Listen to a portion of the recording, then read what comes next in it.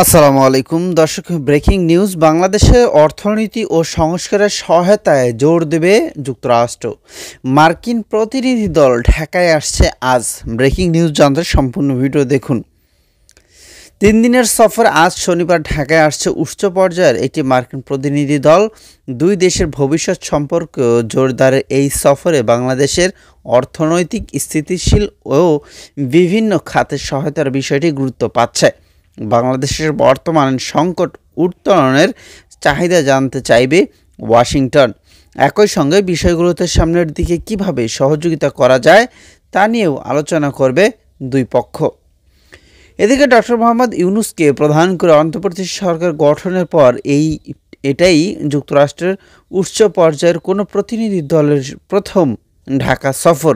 এর আগে আওয়ামী লীগ সরকার আমলে যুক্তরাষ্ট্রের সঙ্গে বাংলাদেশের সম্পর্ক বলতে গেলে অস্থির পর্যায়ে ছিল। গণতন্ত্র, মানবাধিকারের মতো ইস্যুতে যুক্তরাষ্ট্র বারবার উদ্বেগ জানালেও তা আমলে নেয়নি শেখ হাসিনা সরকার।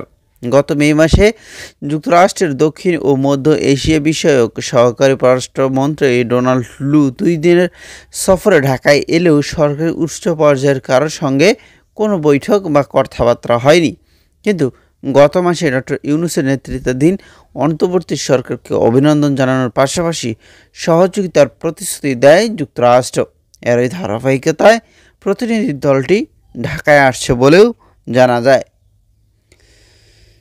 এদিকে অন্তর্বর্তী সরকারের সঙ্গে অত্যন্ত ইতিবাচক পরিবেশে মার্কিন দলের বৈঠক হবে বলে আশা করছেন সরকারের কর্মকর্তারা। এই বিষয়ে গত বৃহস্পতিবার পররাষ্ট্র সচিব জসিমউদ্দিন সাংবাদিকদের বলেন, অন্তর্বর্তী সরকার গঠনের পর যুক্তরাষ্ট্রের প্রথম প্রতিনিধি দল আসছে।